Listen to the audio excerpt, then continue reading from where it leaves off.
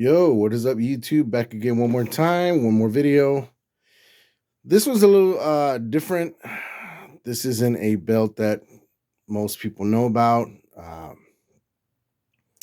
I don't know much about it myself, but this is kind of a custom here. Well, not kind of, it is a custom because it is a belt that a customer had and had a horrific leather.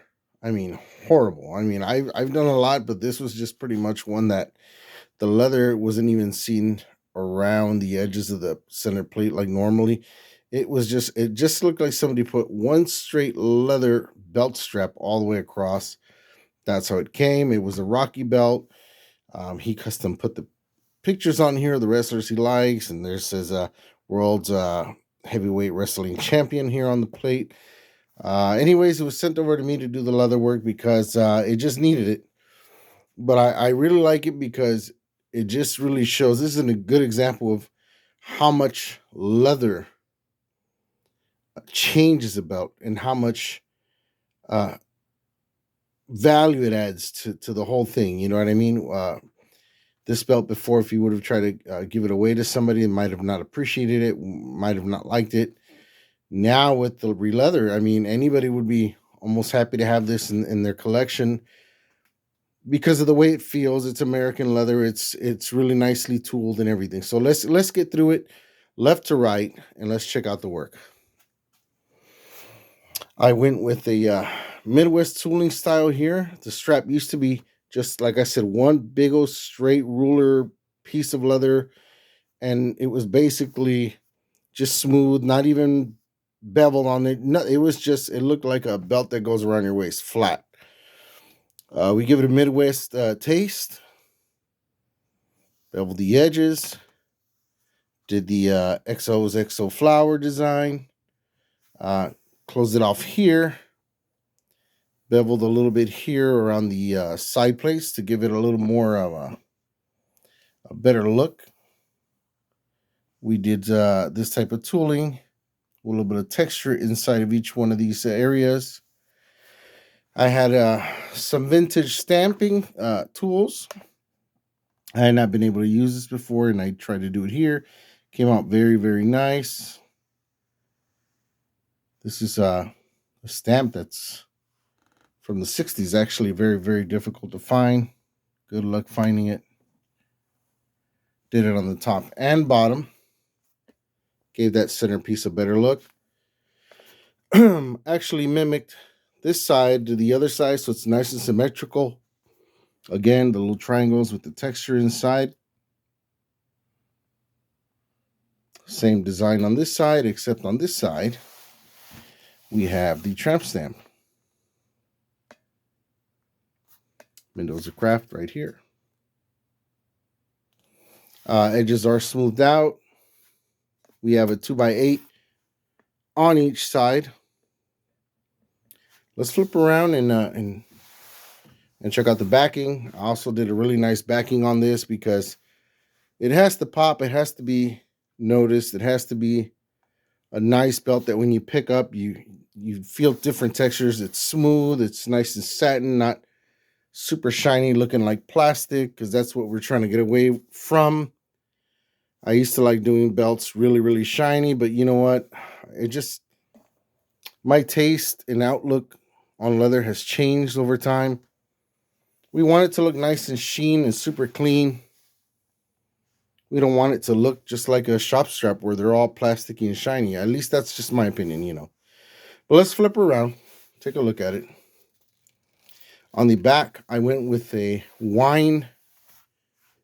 deep wine colored croc backing. We can see the strap tapers down a little bit right here. It changes down. Here's the snaps on this side. Very nice croc backing. It is leather. It is not vinyl. This is vinyl. But you can see how that's just kind of like a plastic made grain. And that is a deep grain of the croc, which is also imprint but this is done on a leather, actual cowhide, which makes it leather. Croc emboss is what we call it. It's done through an embossing process. Still not cheap, but not as expensive as buying a piece of croc. I mean, if I bought a piece of croc just to do this strap, and this is a pretty long strap, uh, I'm looking at like $300, depending. But it looks really, really good, really, really nice. Let's turn it around this way. Have my hands free, and just snap it up on the back because it's really nice. It's a really nice contrast to see the way it looks. Look at that. That is beautiful. Very nice contrast. Really, really nice. One of the requests was that they wanted to be able to snap this, kind of like the crumb ring, and be able to lay it down like that and have it snap on the back and be able to fold the strap. You know what I mean? So, mission accomplished on that. Again, if I were to snap this together from the beginning, something that we have to look out for, make sure these snaps always line up good, make sure the leather line, but also we want to make sure that the leathers are like mirrored. You don't see one sticking out farther than the other. It's nice and straight on both sides. That's how nicely aligned these snaps are. Of course, they snap real easy. Also, gave the center plate a little shift. If you can tell, the strap isn't completely centered down the middle. That center plate is just a little higher so that eagle stands out a little bit better and makes it more of an eyepiece. That's about it. So, guys, if you got anything custom, you guys want to do something like this, send it over. If there's something I can do to help you guys out, let me know. Right now, I am packed with work, slowly recovering and getting back through it.